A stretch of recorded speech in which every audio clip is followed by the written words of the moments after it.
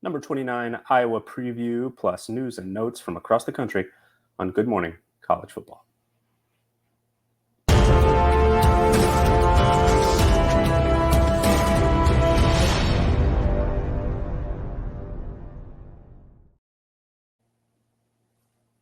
Hello and welcome to episode 79 of Good Morning College Football from campus2canton.com. I'm Nicholas Ian Allen, coming to you from a little bit of a different setup today and also on a different day. Thanks so much for your patience. We needed to push our regularly scheduled Friday show to Saturday morning as I was doing some travel that kind of interfered with our usual schedule.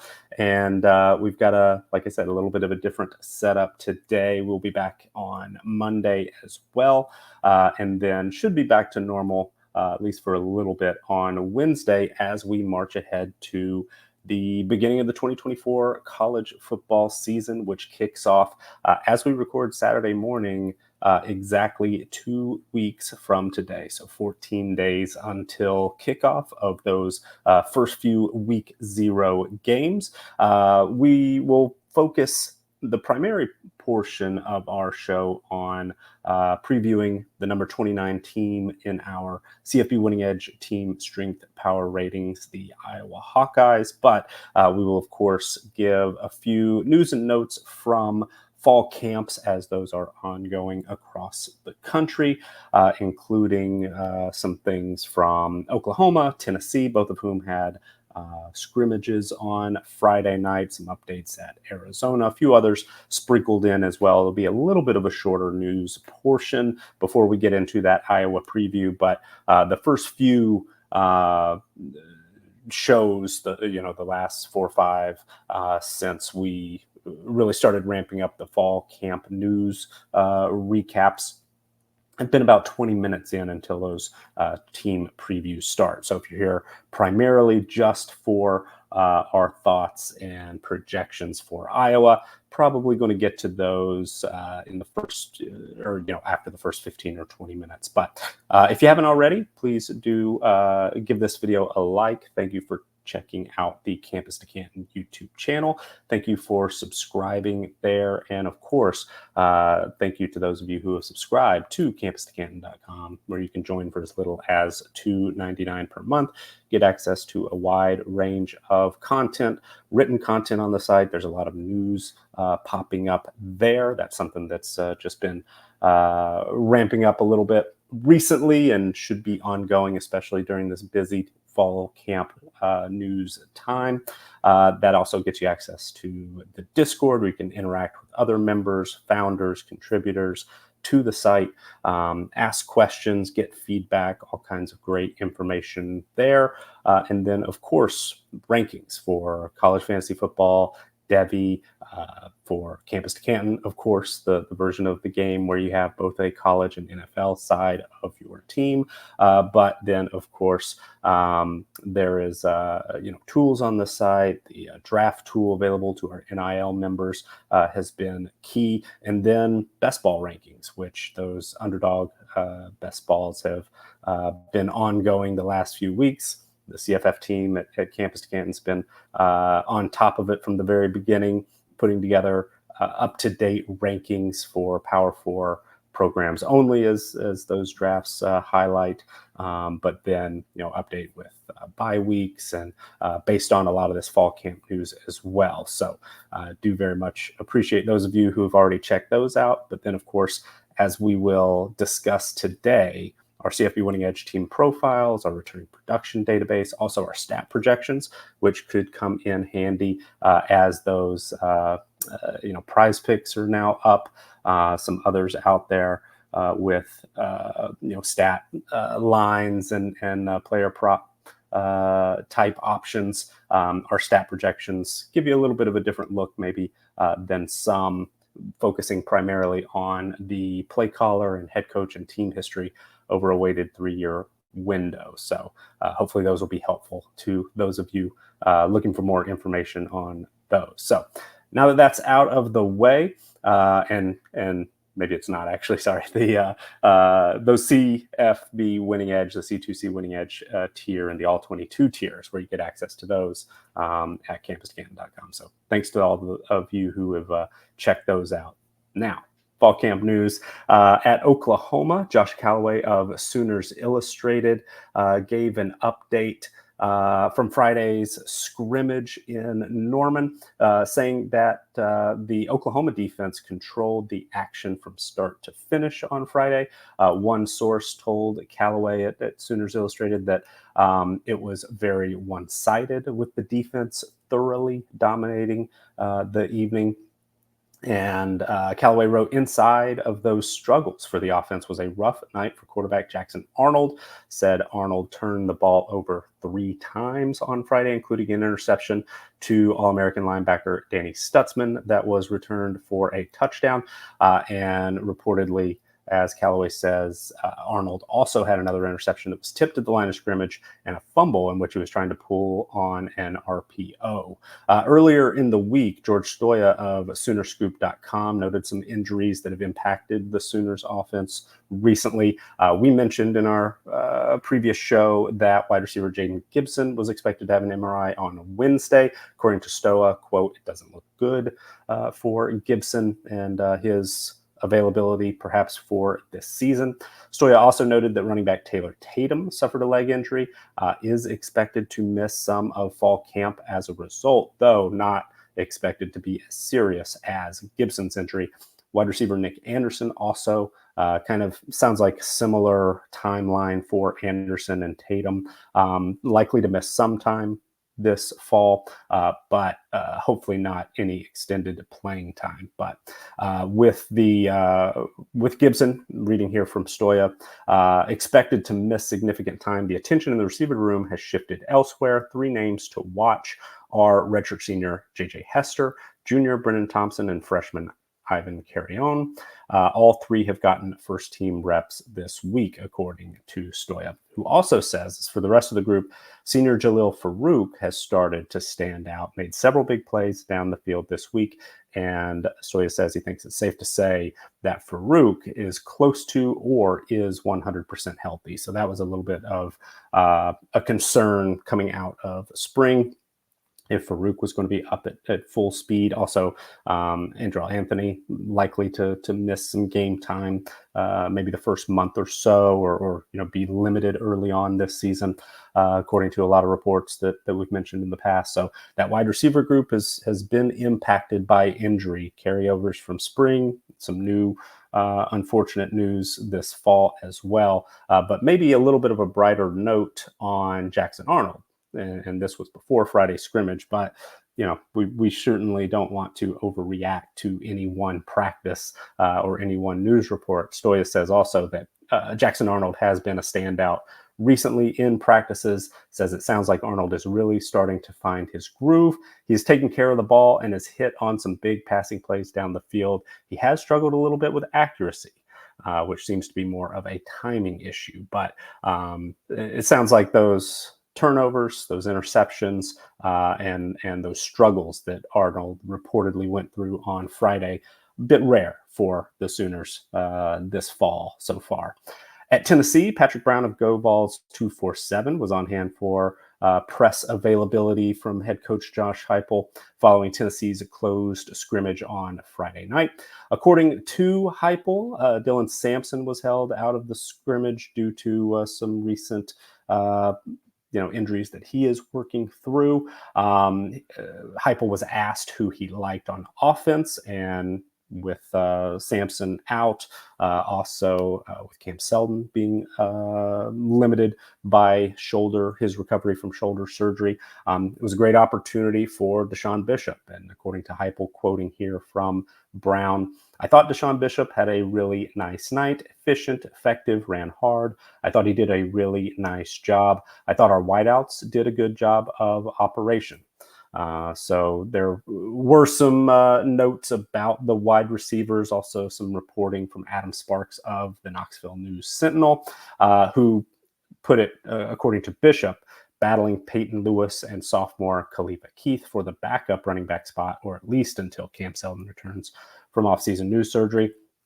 Sparks said, turning his attention to the receivers, Chris Brazel, obviously Squirrel, White, and but seeing Chaz Nimrod and Caleb Webb out there competing and playing extremely well. I thought the quarterbacks operated really well for almost the entire night, so it was good work. That being quotes from Heupel passed along from Adam Sparks. Heupel also mentioned he was pleased with how the defense competed, the play of Tennessee's tight ends, and he also discussed how the Vols are preparing for some of the new rules in college football. Discussed the in-helmet communication, and also iPads on the sideline for coaches and players. And then a name that was mentioned by in both reports, and I've seen a lot in print recently, Boo Carter, true freshman defensive back, seems to be setting himself up to be a major contributor, if not a starter, at the nickelback, what Tennessee calls the star position, especially after the loss of Jordan Thomas to a season-ending knee injury a week or so ago.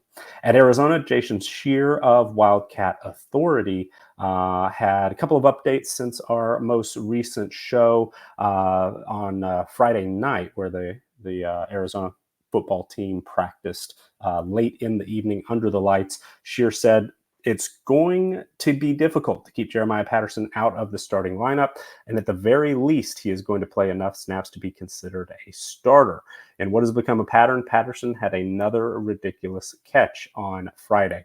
I've seen that our good friend Felix Sharp is also quite high on Patterson, has mentioned him in a few news updates recently, so plenty of positive news there for the junior college transfer for Arizona.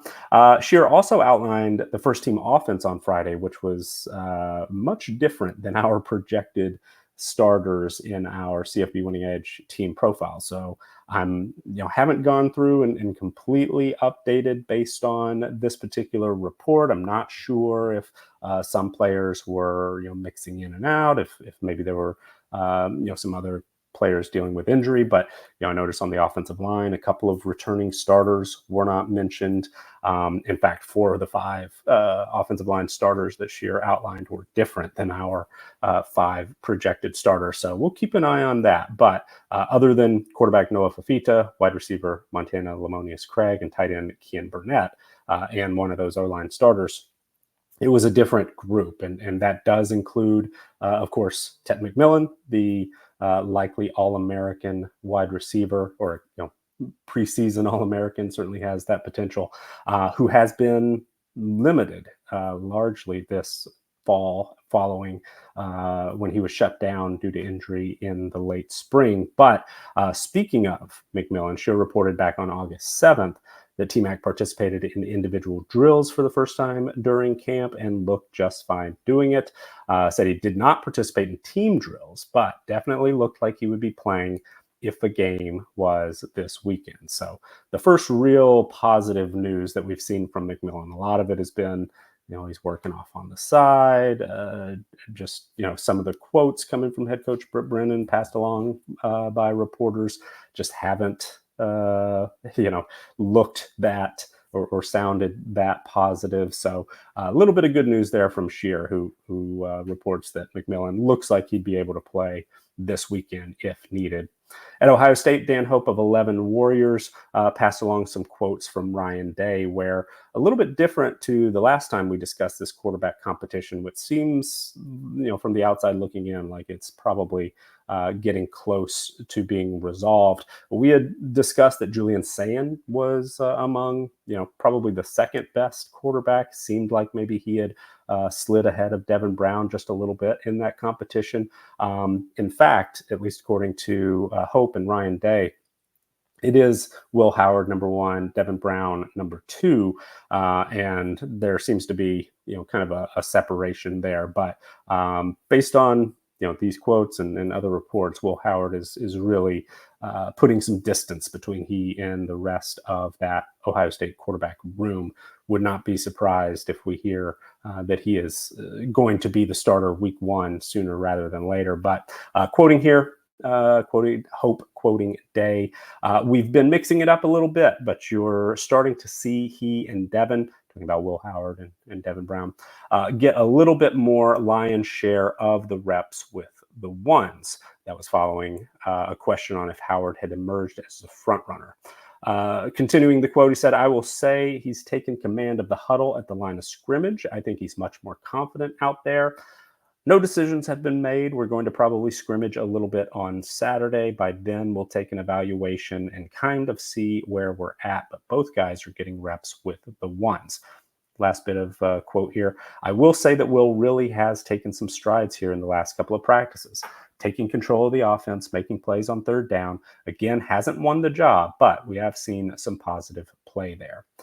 Following up our discussion of UNLV from earlier in the week, Mike Ramal of the Las Vegas Sun had an update on the battle there. Said Saturday is the first inter-squad scrimmage, which will be closed to the media, but that session could go a long way toward determining which quarterback will earn the number one job as the position battle continues between seniors Hajj-Malik Williams, Matthew Sluka, and Cameron Field.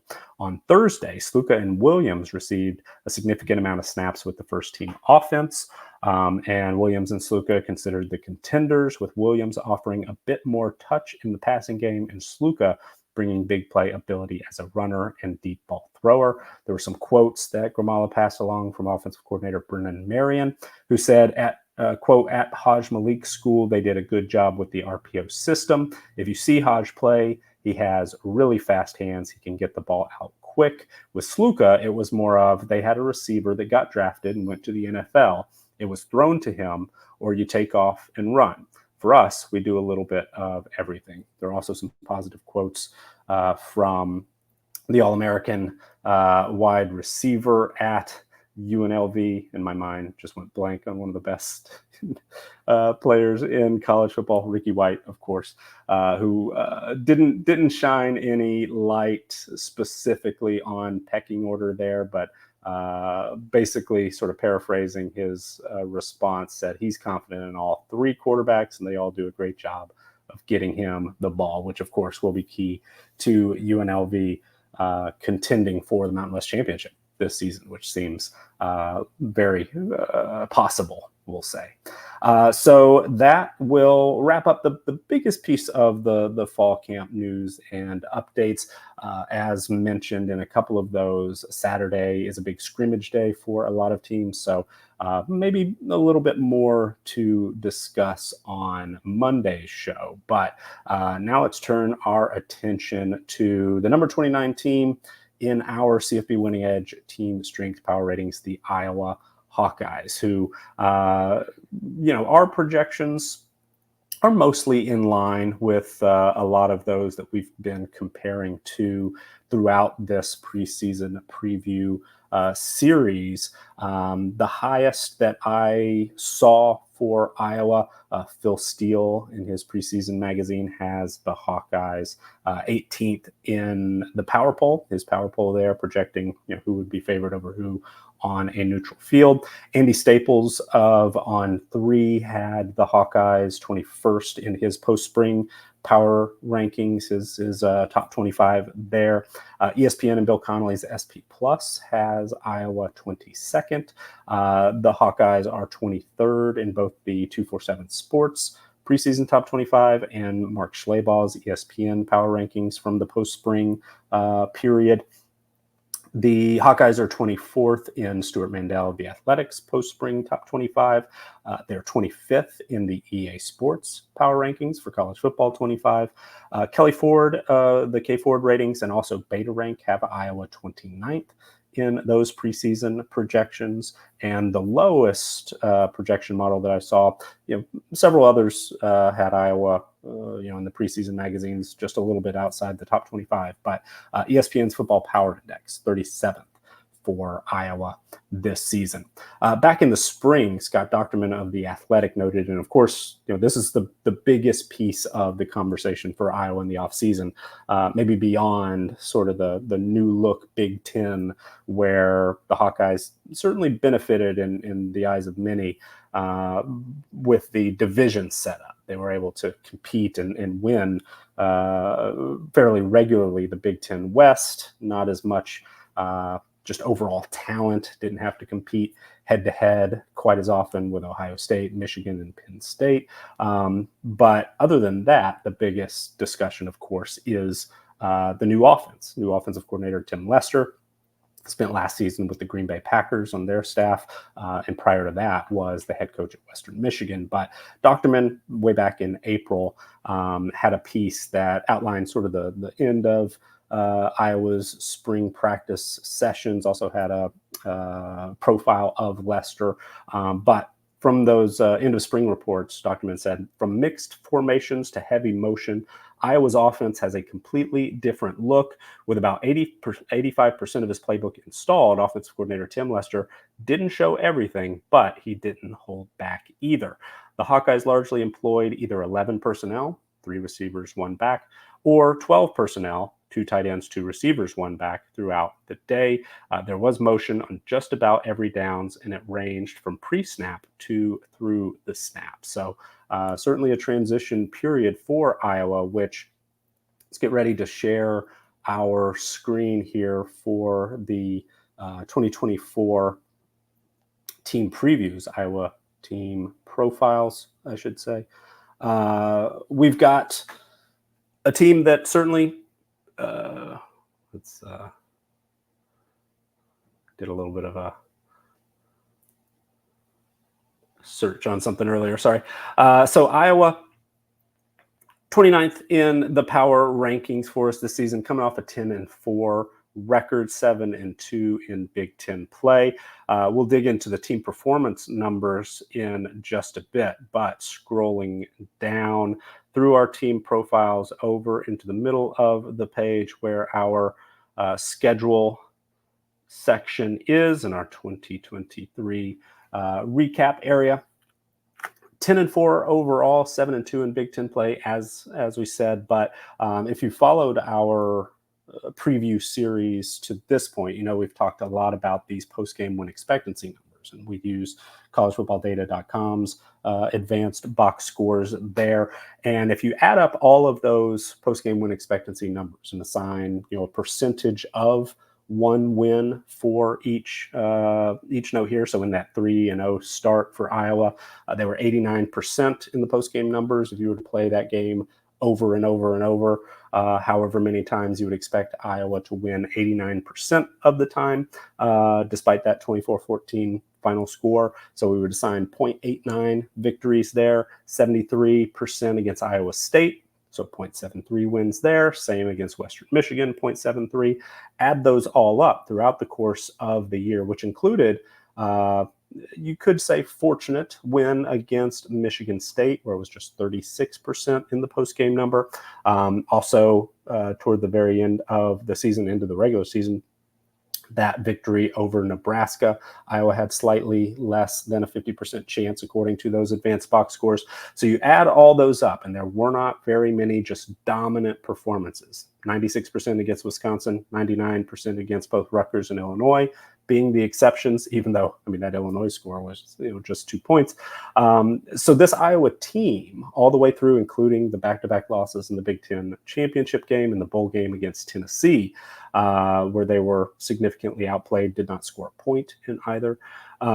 This Iowa team was a little bit closer to an 8-win team than a 10-win team. And that shouldn't surprise anyone. The style of play that often, especially on offense, that Iowa played, and the how much it relied on its defense to score at times, make big plays, and just overall manage the game for the most part. Iowa did end up overachieving its post-game numbers, its advanced box score numbers.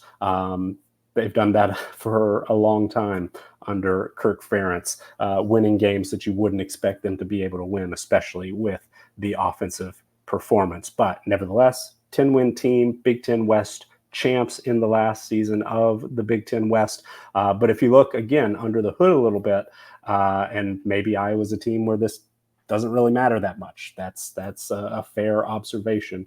Nevertheless, this team was 54th in overall team performance when we look at a lot of those advanced stats and give sort of a grade, again, against regular season opponents only and FBS opponents only. So this actually doesn't include that poor finish to the season against Michigan and Tennessee. So if you were to add that in, Iowa probably lose a couple of spots there, but finish 54th in overall team performance.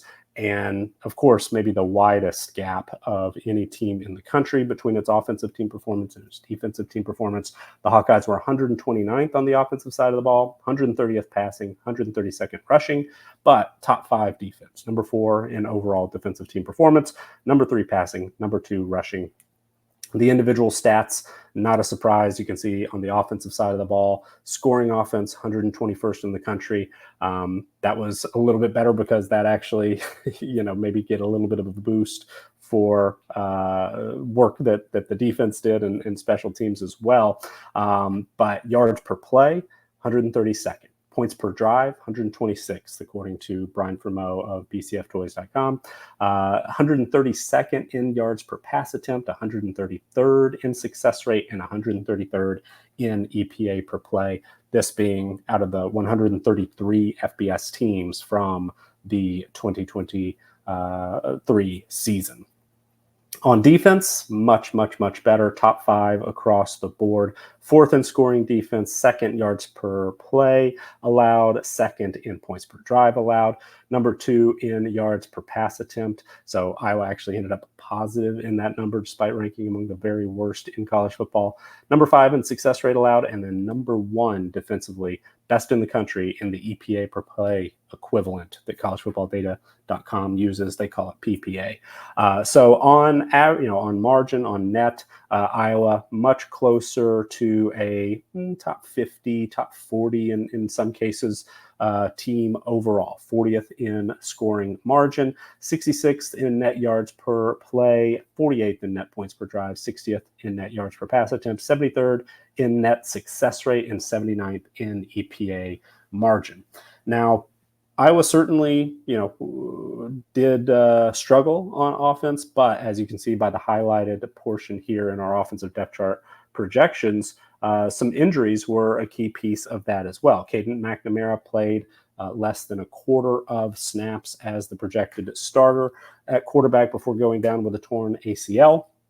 He was still a little bit limited in the spring, but even though we do still have him highlighted there, sounds like he's probably going to be able to come back and be close to, if not 100%, by the beginning of the season. And then Luke Lachey played just 14.4% of snaps last season, one of the best tight ends in the country when fully healthy. So hopefully, all indications are he'll be back and ready to go this season as well. So bring those 2 players fully back, and then just about everybody else is a returning starter.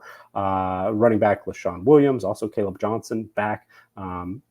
Johnson dealt with some injuries last year as well, but Williams able to step in and take those starter level snaps. Seth Anderson back at wide receiver.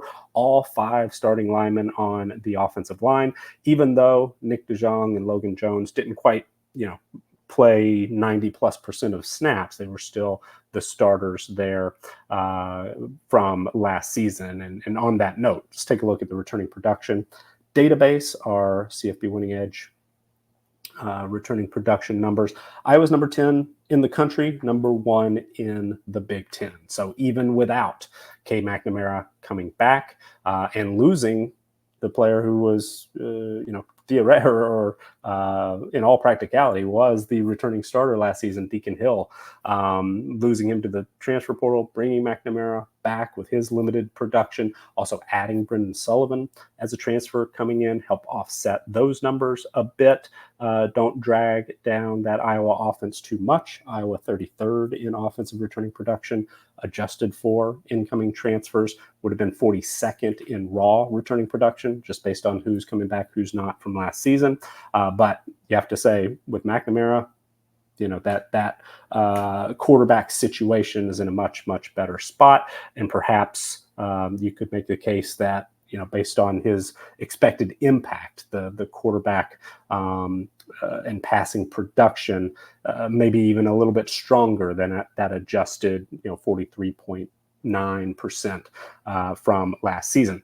Rushing production, just about everybody is back. LaShawn Williams as the leading rusher last year, 821 yards on the ground, just one touchdown.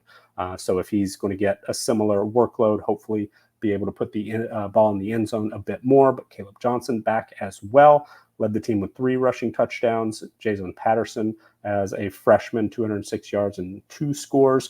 Brendan Sullivan was, productive at times as a runner at Northwestern, at least positive rushing yards. McNamara, probably not expected to contribute much on the ground, but maybe Sullivan, if he gets some snaps here and there, add a little bit of a different dimension at the quarterback position. At wide receiver, or the receiver position as a whole, tight end Eric All moving on. He was the leader in receiving yards last year with 299 and 3 touchdowns. Nico Raggiani, also the top leading target leader, tied with tight end Addison Ostrenga in receptions, number 2 in yards, but held out of the end zone last season. So even though some experience, some guys at the top end there, the level of production lost, not super huge. Deontay Vines moving on, transferring to Old Dominion. Missed some experience there, nearly 200 routes run. But with Caleb Brown coming back, it sounds like he might be suspended for week 1 due to a legal issue over the offseason. But he was limited last season, as was Seth Anderson, as was Ostrenga, and then, of course, Luke Lachey, who had just 10 catches for 131 yards. All of those players back and healthy. The expectation is we'll have an opportunity to be far more productive this year. The offensive line is in good shape. Mentioned 5 starters back, DeJong being one of those, started 7 of the 14 games. So really maybe you shouldn't get that starter designation because we tend to rely on 51% of snaps or of starts. But Rusty Feth, the only outgoing player who earned starting designation, but 4 full-time starters back with 13 or 14 starts. Also, Tyler Elberry had a start this previous season as well. So that offensive line, the experience there should be a major strength for that Iowa offense as it looks to rebuild. Defensively, and they're certainly, as we discussed, top 5 defense on the field last season, brings back a lot of key pieces, including a couple of tackle machines. Jay Higgins, Nick Jackson are back in the secondary, Sebastian Castro and Quinn Schulte. So the top 4 returning tacklers all back, 7 of the top 8. 9, 10 of the top 12. So even though the loss of Cooper DeJean, Joe Evans, Logan Lee are going to be felt, this Iowa defense should be in good shape yet again. Number 5 in raw defensive returning production. Number 9 when you adjust for incoming transfers still. Top 10 overall in college football. Number 1 in the Big Ten. Continuity, consistency has been key for Iowa. So things look pretty good as far as, especially on the defensive side of the ball. And then also, as we said, with guys being back from injury, hopefully in 100%, and with the changes in offensive philosophy or scheme and setup, I think this Iowa team, has the potential to be a better team. Will have the potential to rank higher in those team performance numbers, but will the final record reflect that this is an improved team? That I think is the key. Looking at this year's roster, the roster strength number we rely on a lot takes into account those recruiting ratings coming out of high school that we adjust for experience and production. And Iowa's 32nd in overall roster strength, 60th on offense, number 12 defensively. Production, a big key of that. But good within striking distance of, say, a top 25 team, just inside the top 30, obviously, in our overall power rankings. Added some depth through the transfer portal at quarterback and wide receiver with Jacob Gill coming in. Also getting Bo Stevens back. He's been a double-digit starter in the past on the offensive line. Things look to be in pretty good shape there.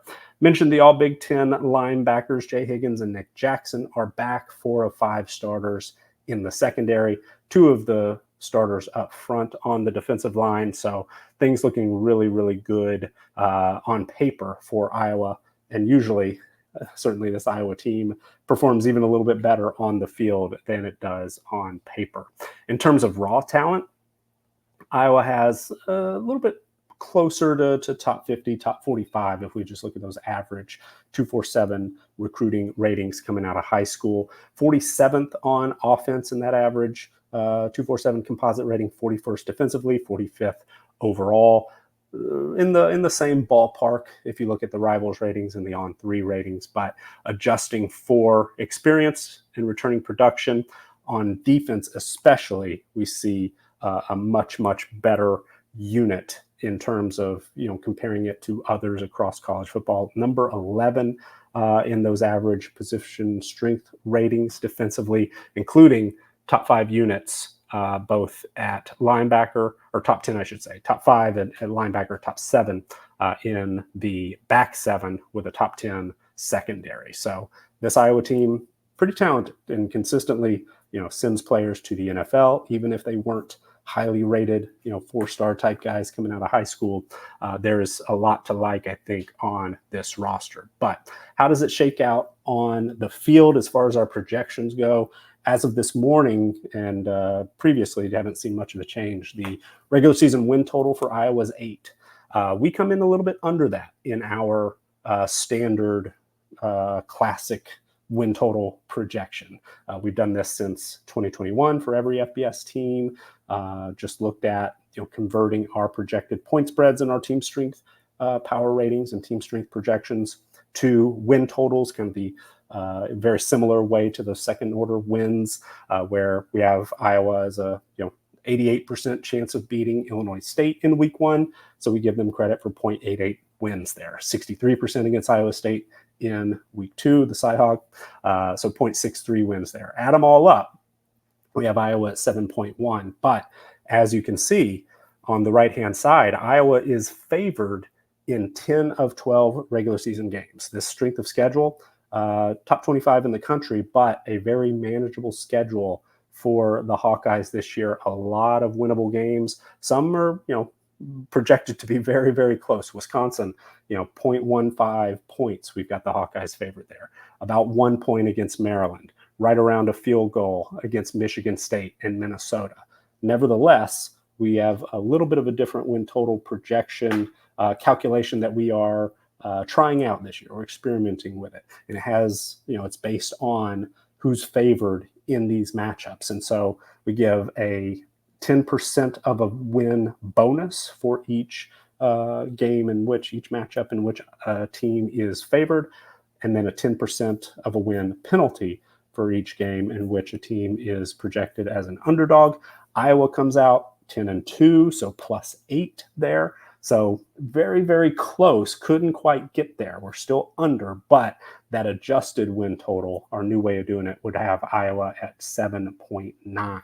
So nevertheless, 8 wins, right around the reasonable expectation for this Iowa team. But if all goes according to plan as far as are they favored to win this game, 10 wins in the regular season is absolutely possible. And then based on those second order wins from last year, Iowa was more like a 7.5 or 8 win team, ended up winning 10 in the regular season.